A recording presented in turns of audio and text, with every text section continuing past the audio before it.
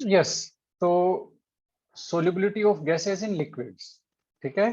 तो बेसिकली जो सोल्युबिलिटी है गैसेस की लिक्विड्स में, उसको दो फैक्टर हैं इंपॉर्टेंट जो उसकी सोल्युबिलिटी को अफेक्ट करते हैं, वो है टेम्परेचर और प्रेशर। और इसमें टेम्परेचर का तो रोल हम लोग वैसे जानते ही हैं, है ना, कि टेम्परेचर इंक्रीज करेंगे तो सोल्युबिलिटी कम हो जाती है, ठीक है। इसको भी हम लोग डिस्कस करेंगे, लेकिन पहले हम लोगों ने डिस्कस किया है इफेक्ट ऑफ प्रेशर, ठीक है। और प्रेशर का इफेक्ट भी एकदम साफ है। प्रेशर यदि सॉल्यूशन की सरफेस पे गैस का प्रेशर इंक्रीज करेंगे तो number of molecules entering to the solution phase वो इंक्रीज हो जाएगा, ठीक है। प्रेशर इंक्रीज करेंगे तो क्या होगा, जो सॉल्यूशन गैस के जो मॉलिक्यूल्स सॉल्यूशन में एंटर कर रहे हैं उनका नंबर इंक्रीज हो जाएगा, ठीक है। उसकी वजह से क्या होगा, सोल्युबिलिटी इंक्रीज हो जाएगी। तो सीधा सा स्टेटमेंट है, when we increase the pressure of a gas over the surface of solution, then the solubility of the gas in the solution increases, ठीक है। ये एकदम सीधा सा है। अब हेनरी ने क्या किया, क्वांटिटेटिव रिलेशन एस्टेब्लिश किया किस किस के बीच में, गैस का प्रेशर और गैस की सोल्युबिलिटी। सोल्युबिलिटी को एक्सप्रेस किस फॉर्म में किया उन्होंने, मोल फ्रैक्शन, है ना। सोल्युबिलिटी को मोल फ्रैक्शन की टर्म्स में एक्सप्रेस किया। जाहिर सी बात है, सॉल्यूशन में गैस का मोल फ्रैक्शन जितना ज्यादा होगा, यानी कि उसकी सोल्युबिलिटी उतनी ही ज्यादा है, ठीक है। तो सोल्युबिलिटी को एक्सप्रेस किया मोल फ्रैक्शन। तो हेनरी ने फाइनली किसको कोरिलेट किया, मोल fraction of the gas in the solution, solution में गैस का मोल फ्रैक्शन कितना है वो, और उस गैस का प्रेशर कितना है सॉल्यूशन की सरफेस पे, वो उसको इन्होंने किया कोरिलेट, ठीक है ना। वो है हेनरी लॉ, और वो सिंपल सा लॉ है, वो है कि पर्टिकुलर टेम्परेचर पे, यानी कि टेम्परेचर कांस्टेंट हो, तब solubility of a gas in liquid is directly proportional to partial pressure of the gas over the solution. जितना पार्शियल प्रेशर होगा उस गैस का सॉल्यूशन की सरफेस पे, वो गैस उतनी ही ज्यादा डिसोल्व होगी, उसकी सोल्युबिलिटी उतनी ही ज्यादा होगी, यानी कि उसका मोल फ्रैक्शन सॉल्यूशन में उतना ही ज्यादा होगा, ठीक है ना। बहुत सिंपल सी बात है, because mole fraction is directly proportional to number of mole, ये आप जानते हो। Number of mole is directly represents the amount of the substance, okay. तो मोल फ्रैक्शन इंक्रीज होने का मतलब है नंबर ऑफ मोल इंक्रीज होना उस पर्टिकुलर कंपोनेंट के, गैस के, और नंबर ऑफ मोल इंक्रीज होने का मतलब है उसकी सोल्युबिलिटी इंक्रीज हुई है सॉल्यूशन में। ये बहुत सिंपल सा कोरिलेशन है, ठीक है। तो इन्होंने ये डायरेक्ट रिलेशन दिया, partial pressure of the gas directly proportional to the mole fraction of the gas in the solution. P directly proportional to x, x क्या है यहाँ पर, mole fraction of the gas in solution, ठीक है। P क्या है बताना जरा, P है partial pressure of the gas over the surface of solution, ठीक है। और x क्या है, x है आपका mole fraction, yes, mole fraction of the gas in solution, ठीक है। ये क्या है, डायरेक्टली प्रोपोर्शनल है। अब ये जो प्रोपोर्शनलिटी कांस्टेंट है, ये है KH, ये है हेनरीज लॉ कांस्टेंट, ठीक है। ये हमारे लिए काफी ज्यादा इंपॉर्टेंट है, हेनरीज लॉ कांस्टेंट, ठीक है। तो हम लोग बेसिकली बात हेनरीज लॉ कांस्टेंट की करेंगे सबसे पहले, और इसकी प्रॉपर्टीज की हम लोग स्टडी करेंगे, ठीक है। तो सबसे पहले हम लोग इस हेडिंग लेते हैं आज का, प्रॉपर्टीज, इसकी प्रॉपर्टीज ऑफ KH, ठीक है। हेनरीज लॉ कांस्टेंट की प्रॉपर्टीज, ओके। इसकी प्रॉपर्टीज क्या क्या है वो देखते जाते हैं फटाफट, ओके। तो सबसे पहली प्रॉपर्टी तो आप लोग इसकी जानते ही हो। सबसे पहली प्रॉपर्टी क्या है, सबसे पहली प्रॉपर्टी है P डायरेक्टली प्रोपोर्शनल टू, बताना जरा, X। इसका मतलब क्या हुआ, पार्शियल प्रेशर, और उसमें हम लोग ग्राफ ड्रॉ करेंगे, किसमें, मोल फ्रैक्शन में। तो ग्राफ कैसा होना चाहिए बताओ जरा। ये आपका पार्शियल प्रेशर है, ये गैस का मोल फ्रैक्शन है। कैसा ग्राफ होना चाहिए, डायरेक्टली प्रोपोर्शनल, तो स्ट्रेट लाइन होनी चाहिए ना। ये देखो, ये इस तरह का ग्राफ होगा, ये इस तरह का ग्राफ होगा, ठीक है। और सबसे पहली प्रॉपर्टी ये है KH की, कि इस लाइन का जो स्लोप है, slope that is equal to KH, okay, है ना, ठीक है ना। ये जो इक्वेशन है आपकी P is equal to KHX, ठीक है। इसका मतलब ये है कि P और X में ग्राफ हम लोग ड्रॉ करेंगे तो ये स्लोप की वैल्यू क्या होगी, KH के इक्वल होगी। ये फर्स्ट प्रॉपर्टी है आपके किसकी, KH की, है ना। ठीक है, हेनरीज लॉ कांस्टेंट की फर्स्ट प्रॉपर्टी है। नंबर टू प्रॉपर्टी क्या है? नंबर टू प्रॉपर्टी बड़ी इंटरेस्टिंग है। वो इसकी यूनिट क्या होनी चाहिए बताओ भाई? P इज इक्वल टू के एच एक्स है, तो इसकी यूनिट क्या होनी चाहिए? यूनिट ऑफ के एच बताओ, के एच की यूनिट क्या होनी चाहिए? क्या लगता है, एक्स की कोई यूनिट होती है क्या मोल फ्रैक्शन की? मोल फ्रैक्शन की कोई यूनिट होती है क्या? मोल फ्रैक्शन की तो कोई यूनिट नहीं होती। ठीक है, तो फिर के एच की यूनिट क्या होनी चाहिए? सर यूनिटलेस है। के एच नहीं नहीं नहीं, मोल फ्रैक्शन देखो, के एच मोल फ्रैक्शन, देखो मोल फ्रैक्शन मान लेते हैं कोई प्योर तो सब्सटेंस है। पास्कल। हाँ पास्कल, आपने सही पकड़ लिया। कैसे? देखो मोल फ्रैक्शन सर तो प्रेशर की यूनिटलेस है। होती है। यस, ये तो है यूनिटलेस। ठीक है, मोल फ्रैक्शन यूनिटलेस है, तो फिर के एच क्या हो गया? के एच की यूनिट वही हो गई जो किसकी यूनिट होती है? प्रेशर की प्रेशर की। यूनिट। तो के H has units of pressure, है ना? हम लोग क्या लिख सकते हैं? के H has units of pressure. अब प्रेशर की यूनिट क्या क्या है भाई बताओ? के एच की क्या क्या यूनिट हो सकती है? के एच की यूनिट आपके एटमॉस्फेरिक हो सकती है, और आपके बार हो सकती है, आपके किलो बार भी हो सकती है, कुछ भी यूनिट हो सकती है के एच की। ठीक है, अब एक इंपॉर्टेंट चीज है जो आपको यहाँ ध्यान रखनी है, वो ये है कि ये जो हमने अभी इक्वेशन लिया है, ओके, के एच की वैल्यू यदि आपको, ये केवल न्यूमेरिकल्स के लिए है। ठीक है, ये जो अभी मैं जो बात बता रहा हूं वो केवल आपको न्यूमेरिकल्स के लिए यूज लेनी है, फॉर सोल्विंग न्यूमेरिकल्स। ठीक है, सबसे पहली बात तो क्या है, के एच की यूनिट से रिलेटेड है। If K H is given in, if K H is given with units like, क्या क्या यूनिट हो सकती है? बार इनवर्स और एटीएम इनवर्स, ठीक है, और एमएमएचजी इनवर्स।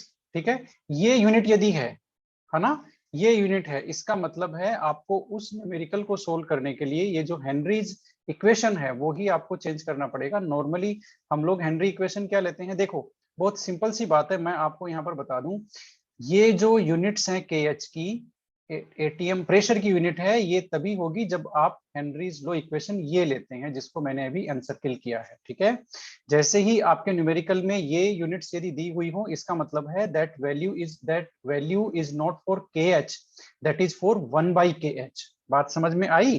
कि वो जो वैल्यू दी हुई है दैट इज फॉर 1/kh, वहां पर आप लोग क्या इक्वेशन यूज लेंगे? x इज इक्वल टू के एच पी, ये इक्वेशन आप लोग यूज लेंगे। इट मीन्स के एच, इट मीन्स आपका p क्या हो गया? p is equal to x/kh, ये लो। ठीक है, ये हेनरीज इक्वेशन आप लोग यूज लेंगे, है ना, जब कौन सी यूनिट्स हो? ये यूनिट्स दी हुई हो न्यूमेरिकल में। ठीक है, ये नंबर 1 है पॉइंट। ओके, ठीक है, आपको इस हेनरीज इक्वेशन का यूज लेना है। ओके, जब यूनिट उसकी वो दी हुई हो, bar inverse, ATM inverse, mmHg inverse.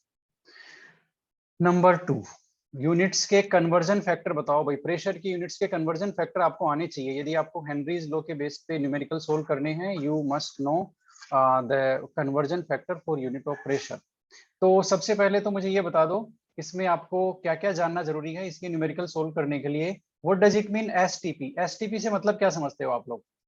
Sir standard temperature and pressure. तो उसका यस टेम्परेचर सर। कितना लोगे? टेम्परेचर कितना लोगे? Sir 298 298 kelvin. केल्विन। प्रेशर कितना लोगे? 25 डिग्री है। 1 प्रेशर एटीएम। 1 बार प्रेशर आप लोग लोगे। ठीक है ना? स्टैंडर्ड टेम्परेचर एंड प्रेशर में क्या लोगे? 1 बार प्रेशर आप लोग लोगे। ओके, ये हो गया। दूसरा है इसके जो 1 एटमॉस्फेरिक यूनिट का मतलब क्या होता है? 1 सर एटमॉस्फेरिक इज 10 इक्वल की टू, पावर 5।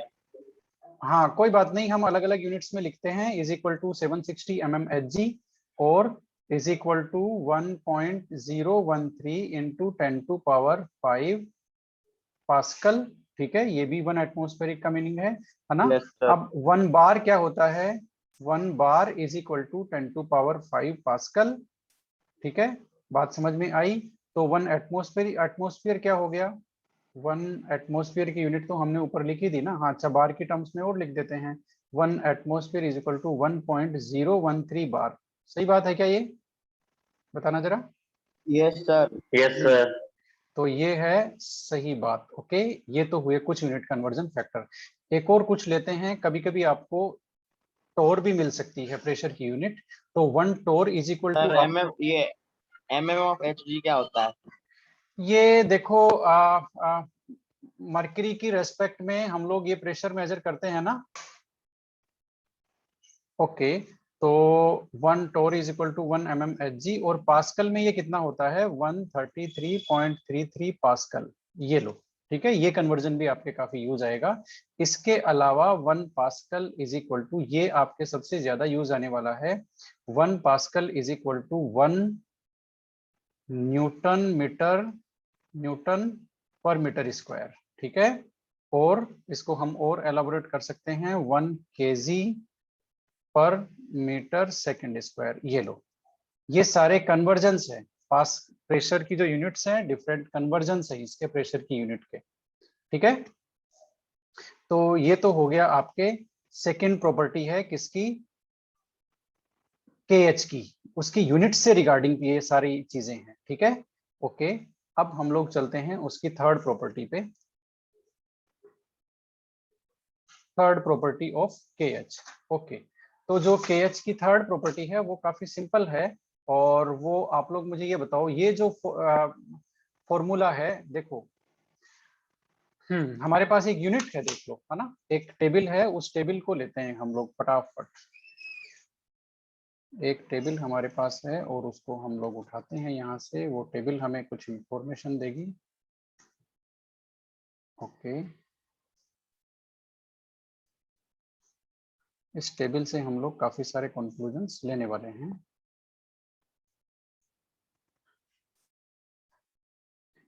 ओके, तो आप लोग इस टेबल को देखना जरा।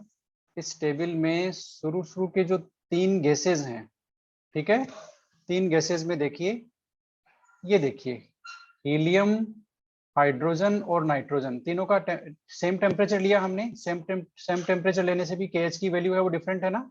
इसका मतलब KH टेम्परेचर का फंक्शन नहीं है, वो किसका फंक्शन है? Nature of gas. बात समझ में आई? ये जितनी भी वैल्यूज हैं, देखो इस टेबल में है क्या? हेनरीज कांस्टेंट की वैल्यू है, KH की वैल्यू है किसमें? किलो बार में। ओके, ये टेम्परेचर है, इस टेम्परेचर पे ये वैल्यूज हैं, और ये गैसेज हैं। ठीक है ना, इन गैसेज की इन टेम्परेचर पे ये KH की यूनिट्स हैं, और प्रेशर यहाँ पे कांस्टेंट है। ठीक है, ये सारी की सारी वैल्यू किस पे है? At given pressure. ठीक है, एक पर्टिकुलर प्रेशर पे ये सारी यूनिट्स है। तो यहां से हम लोग नंबर 1 कंक्लूजन एस्टेब्लिश कर रहे हैं कि आपका ये जो सेम टेम्परेचर पे भी KH की वैल्यू डिफरेंट है। ठीक है ना, हम लोग क्या लिख सकते हैं? Different gases have different values of KH, that is KH is different values of KH at the same temperature। Temperature same है ना यहाँ पर, at the same temperature। इसका मतलब क्या हुआ? KH is function of nature of gas. ये लो भाई, गैस की नेचर का फंक्शन है ना, उसका टेम्परेचर से कोई बहुत ज्यादा लेना देना नहीं है। ठीक है ना, हालांकि वो आगे आएगा, टेम्परेचर का इफेक्ट भी हम लोग देखेंगे, लेकिन इनिशियली अभी जब हमने डिफरेंट गैसेज ली है तब KH की वैल्यू चेंज हो गई सेम टेम्परेचर पे। इसका मतलब ये है कि आपका जो KH है वो गैस की नेचर का फंक्शन है। ठीक है ना। अगली प्रॉपर्टी हम लोग लेते हैं, वो काफी ज्यादा इंपॉर्टेंट है, ये सारी KH की प्रॉपर्टीज है। यस, अब देखो भाई, एक पर्टिकुलर गैस के लिए, for a particular gas,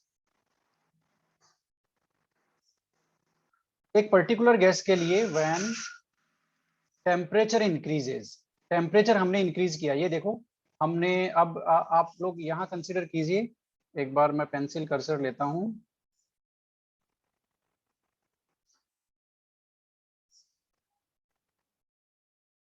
yes, ठीक है। अब हम लोग एक पर्टिकुलर गैस के लिए देख रहे हैं टेम्परेचर का क्या इफेक्ट होता है, तो इसमें हम लोग नाइट्रोजन का एग्जांपल लेते हैं। ठीक है, नाइट्रोजन का एग्जांपल लेते हैं। कर्सर को आप देखिए, ये नाइट्रोजन है और ये ऑक्सीजन है, दोनों एग्जांपल हम लोग लेते हैं। ये देखिए, नाइट्रोजन में हमने टेम्परेचर इंक्रीज किया। हम लोग क्या डिस्कस कर रहे हैं, एक पर्टिकुलर गैस के लिए टेम्परेचर इंक्रीज करते हैं तो केएच की वैल्यू क्या होती है वो डिस्कस कर रहे हैं हम लोग। ठीक है, तो for a particular gas when temperature increases then value of KH also increases. ये देखो 76 थी, 88 हो गई नाइट्रोजन के लिए। 293 टेम्परेचर पे 76 है, 303 पे कितनी है, 88। ठीक है, इसी तरह से ऑक्सीजन का केस देखते हैं। ऑक्सीजन के केस में 293 पे कितना है, 34.86 और 303 यानी कि 10 डिग्री हमने रेज किया तो कितना हो गया, वो हो गया आपका 46। तो पर्टिकुलर गैस के लिए, for a particular gas when temperature increases value of KH also increases. बात सही है क्या? केएच की वैल्यू इंक्रीज हो जाएगी ना, ठीक है ना। तो इससे क्या हुआ भाई, केएच की वैल्यू इंक्रीज होगी तो सोल्युबिलिटी डिक्रीज होगी क्या, बताओ जरा। यस सर होगी। क्यों, कैसे होगी डिक्रीज? देखो बहुत सिंपल सी बात है ना। केएच की वैल्यू इंक्रीज होगी एंड सोल्युबिलिटी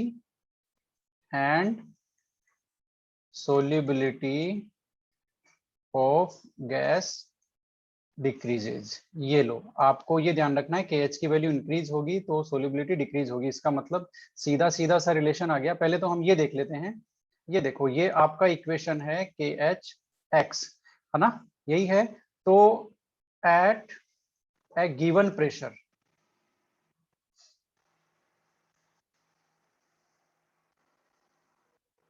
ये लो, गिवन प्रेशर पे क्या होगा भाई, जब आप प्रेशर कांस्टेंट करेंगे इसका मतलब ये हो गया कि के एच, आपका जो के एच है और एक्स है इसका प्रोडक्ट आपका कांस्टेंट हो गया।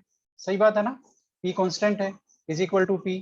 ठीक है, तो उसमें क्या हो गया, इसका मतलब ये हो गया कि आपकी के एच की वैल्यू इंक्रीज होगी तो एक्स की वैल्यू डिक्रीज हो जाएगी, क्योंकि इन दोनों का प्रोडक्ट कांस्टेंट है ना। इसका मतलब एक की वैल्यू इंक्रीज होगी तो दूसरे की वैल्यू डिक्रीज हो जाएगी। तो जैसे ही के एच की वैल्यू इंक्रीज होगी मोल फ्रैक्शन की वैल्यू कम हो जाएगी, सोलिबिलिटी कम हो जाएगी। बात समझ में आई आपके? इसका मतलब क्या हो गया कि के एच आपका जैसे ही इंक्रीज होगा मोल फ्रैक्शन आपका डिक्रीज होगा, और मोल फ्रैक्शन डिक्रीज होगा तो सोलिबिलिटी क्या होगी, सोलिबिलिटी भी डिक्रीज होगी। और ये कब होता है, जब हम लोग टेम्परेचर इंक्रीज करते हैं। ठीक है, ये कब होता है, जब हम लोग टेम्परेचर इंक्रीज करते हैं। ओके, तो आप लोग ये आपको ध्यान में रखना है। एट ए गिवन प्रेशर केएच की वैल्यू जैसे ही हम लोग इंक्रीज करेंगे, टेम्परेचर हमने इंक्रीज किया, केएच की वैल्यू इंक्रीज हुई, मोल फ्रैक्शन डिक्रीज हो जाएगा, सोलिबिलिटी डिक्रीज होगी। तो हमेशा आप लोगों को ध्यान रखना है कि केएच और जो एक्स है वो इनवर्सली प्रोपोर्शनल है। ठीक है, केएच और एक्स में क्या रिलेशन है, एट गिवन प्रेशर पे, एट ए कांस्टेंट प्रेशर पे KH is inversely proportional to X. Mole fraction यदि बढ़ेगा तो केएच की वैल्यू कम होगी, केएच बढ़ेगा तो मोल फ्रैक्शन की वैल्यू कम होगी, सोलिबिलिटी कम हो जाएगी, है ना। और 1/x का मतलब भी यही हो गया, 1/x का मतलब 1 सोलिबिलिटी। ये बहुत सिंपल सा, ठीक है ना।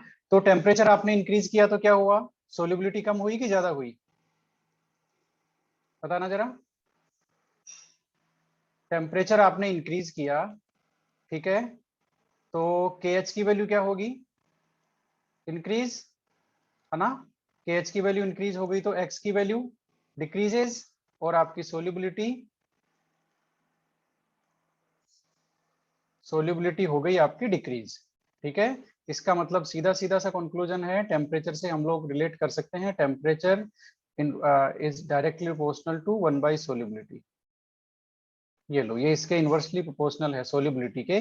टेम्परेचर इंक्रीज करेंगे तो गैसेस की जो सोल्युबिलिटी है वो कम हो जाती है, और यही रीजन है, आप लोग जैसे ही किसी लिक्विड को गर्म करते हैं ना, हम लोग पानी को भी बॉईल करते हैं तो थोड़ी देर बाद में देखते हो आप उसकी इनर वॉल पे जो एयर बबल्स आपको दिखते हैं ना, कंटेनर की इनर वॉल पे दिखते हैं कि नहीं दिखते हैं। स्टार्टिंग में आप जैसे ही पानी को बॉईल करना स्टार्ट करोगे तो स्टार्टिंग के 2 या 3 मिनट में ही आपको जो इनर वॉल है, ठीक है, कंटेनर की इनर वॉल है, उस पे आपको टाइनी जो एयर बबल्स है वो दिखने लग जाएंगे। वो कौन सी एयर है, वो एयर कहाँ से आई, वो पहले तो नहीं थी। वो एक्चुअल में जैसे ही आपने टेम्परेचर इंक्रीज कर दिया ना, तो उस वाटर में जो डिजोल्व्ड एयर थी, डिजोल्व्ड गैसेस थी, है ना, वो बाहर आ गई, क्योंकि टेम्परेचर जैसे ही इंक्रीज करते हैं वैसे ही सोलिबिलिटी कम हो जाती है। ठीक है, तो हमेशा ध्यान रखना। इसीलिए यही रीजन है कि एक्वेटिक जो लाइफ है ना, एक्वेटिक एनिमल्स है, वो किसमें ज्यादा कंफर्टेबल है, कोल्ड वाटर या हॉट वाटर, बताना जरा। बताओ। सर सर कोल्ड में। वाटर में yes, cold. This is the reason that aquatic animals are more comfortable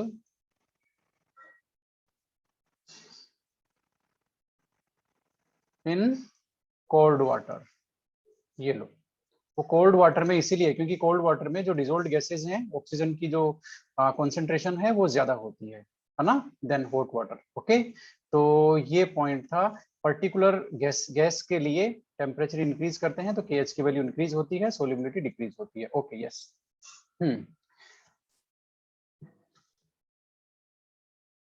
yes, तो ये काफी सारे पॉइंट हमने ले लिए। अगला हम लोग लेते हैं इसकी जो प्रॉपर्टी है वो,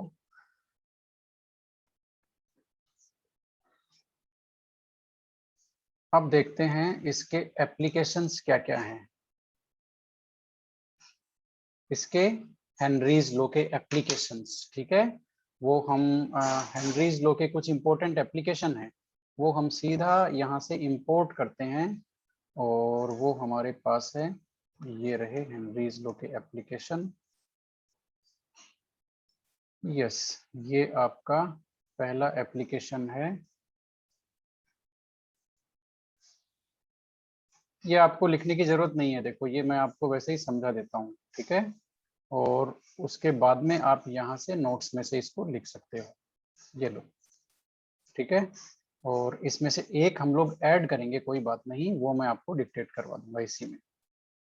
यस, तो पहली एप्लीकेशन क्या है भाई हेनरीज लॉ की, in the production of carbonated beverages. ये आप कार्बोनेटेड बेवरेजेस जान रहे हो ना, आपके जितने भी कोल्ड ड्रिंक्स है ना, ठीक है, जिसमें CO2 डिजोल्व होती है ना, ठीक है, उसमें CO2 डिजोल्व करके रखते हैं। जैसे ही आप इनको ओपन करते हो, पेप्सी की बोतल जैसे ही ओपन करते हो, वैसे ही उसमें से फ्रिज की साउंड आती है क्या, गैस बाहर निकलती है। यस सर, आती वो है। वो बेसिकली क्या होती है, आपको आइडिया है उसका। तो ये जो आपके सर कार्बोनेटेड ड्रिंक्स हैं, सॉफ्ट ड्रिंक है, सोडा कार्बन वाटर, डाइऑक्साइड। हाँ सोडा वाटर है, शैंपेन है, बियर है, और आपके जो कोल्ड ड्रिंक्स है, पेप्सी, कोका कोला, जो भी है, ये सब कार्बोनेटेड बेवरेजेस हैं। कार्बोनेटेड बेवरेजेस का मतलब इनमें CO2 है, वो एक्सेस ऑफ CO2 डिजोल्व करके रखते हैं, ठीक है ना। और इसीलिए देखो, ये जो बेसिकली जो टेस्ट होता है ना आपका, वो जो CO2 कार्बोनिक एसिड में कन्वर्ट होती है, उसी की वजह से आपको एक स्पेशल टेस्ट मिलता है। आप कभी भी देखना, गर्म पेप्सी आपको बिल्कुल अच्छी नहीं लगेगी, क्योंकि उसमें CO2 डिजोल्व नहीं है, जितना होना चाहिए उतना बिल्कुल डिजोल्व नहीं है। इसलिए कोल्ड ड्रिंक आपको हमेशा ठंडी ही अच्छी लगेगी। बात समझ में आई है ना। इवन गर्म पेप्सी आप लोग पी भी नहीं सकते, है ना, उसका टेस्ट इस तरह का हो जाता है। तो ये सारा जो गेम है कार्बोनेटेड बेवरेजेस में जो CO2 डिजोल्व करते हैं इसमें, उसका है। अब देखो, वो जैसे ही हम लोग बोतल ओपन करते हैं, वैसे ही CO2 बाहर क्यों निकलती है, वो जो बाहर फ्रिज की साउंड आती है और CO2 बाहर निकलती है, वो क्यों निकलती है। और आपने देखा होगा, बोतल को ध्यान से देखना, जैसे ही आप ढक्कन ओपन करोगे तो उसमें जो लिक्विड है, जो ड्रिंक है, जो लिक्विड है, उसमें से बबल्स उठते हुए ऊपर की तरफ आते हैं, ये आपने देखा होगा, ठीक है। तो ये ऐसा क्यों होता है, बताना जरा। क्योंकि सर बाहर सर प्रेशर सर कम हो जाता है सर, इसलिए देखो, हाँ, बाहर का yes pressure yes yes yes yes अंदर से। यस, इनकी जो पैकिंग करते हैं हम लोग, इनकी पैकिंग करते हैं हाई प्रेशर पे, ठीक है, हाई प्रेशर पे पैकिंग करते हैं। जैसे ही हम लोग उसका जो ढक्कन होता है उसको खोलते हैं, वैसे ही क्या होता है, उस लिक्विड की सरफेस पे जो प्रेशर है वो कम हो जाता है, वो एनवायरमेंटल प्रेशर 1 एटमॉस्फेयर के इक्वल हो जाता है ना। पैकिंग करते हैं 1 एटमॉस्फेयर से ज्यादा के प्रेशर पे, ठीक है।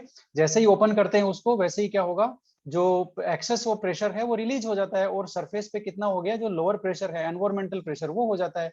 तो उस लोअर प्रेशर पे जाहिर सी बात है कम CO2 डिजोल्व होगी, क्योंकि हमने, हेनरी ने क्या बता दिया, हेनरी ने बता दिया कि जितना प्रेशर होगा सरफेस पे उतनी ज्यादा वो डिजोल्व होगी, ठीक है ना। जितना टेम्परेचर कम होगा उतनी ज्यादा डिजोल्व होगी, ठीक है। दोनों फैक्टर हमने पढ़ लिए कि टेम्परेचर इंक्रीज करेंगे तो सोल्युबिलिटी कम हो जाएगी, प्रेशर डिक्रीज करेंगे तो भी सोल्युबिलिटी कम हो जाएगी, ठीक है, ये हेनरी ने बता दिया।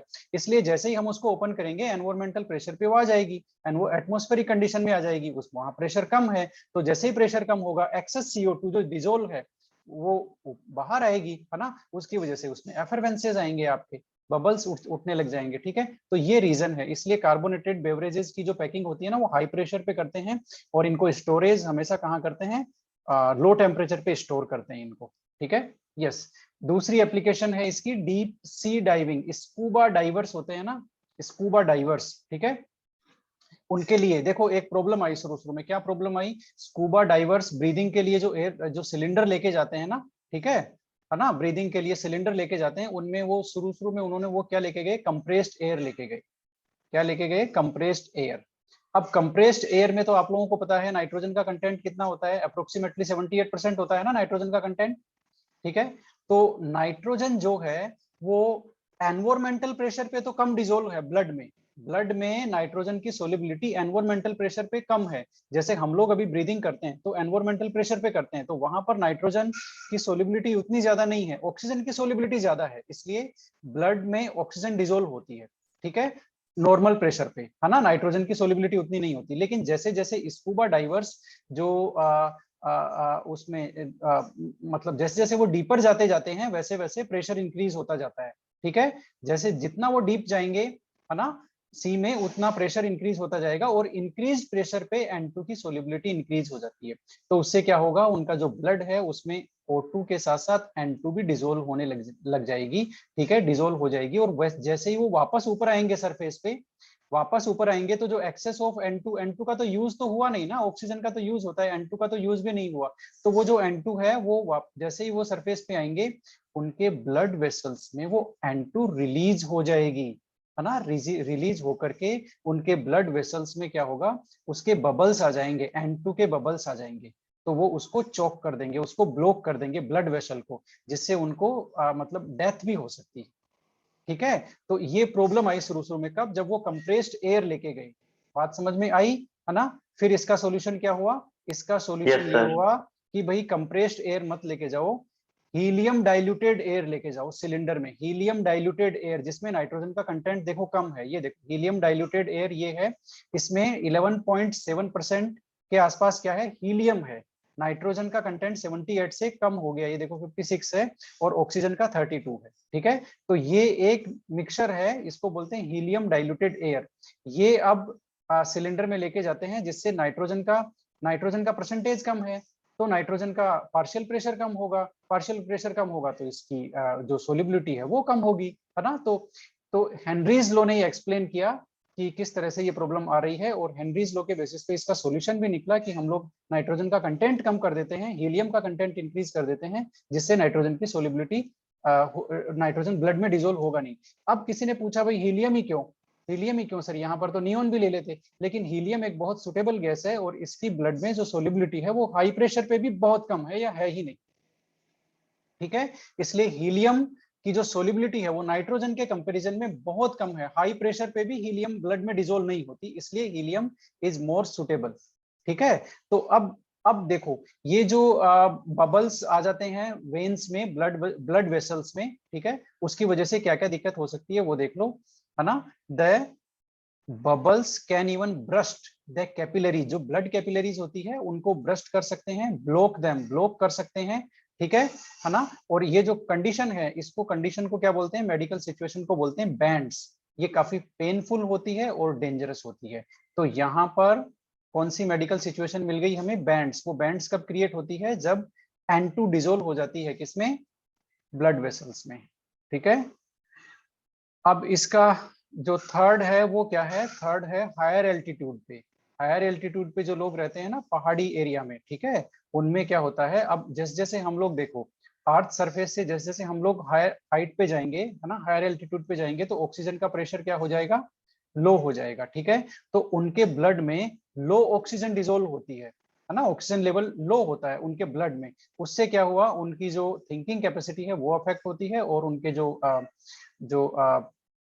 लो ब्लड ऑक्सीजन की वजह से क्या हुआ, वो वीक रहते हैं और अनेबल टू थिंक क्लियरली, है ना, वो प्रॉपरली उनका जो थिंकिंग प्रोसेस है वो अफेक्ट होता है। इस पर्टिकुलर सिचुएशन को बोलते हैं एनोक्सिया। क्या बोलते हैं, एनोक्सिया। तो जो हायर एल्टीट्यूड में रहते हैं लोग, है ना, उनमें ये प्रॉब्लम हो सकती है कि they become weak and they unable to think clear.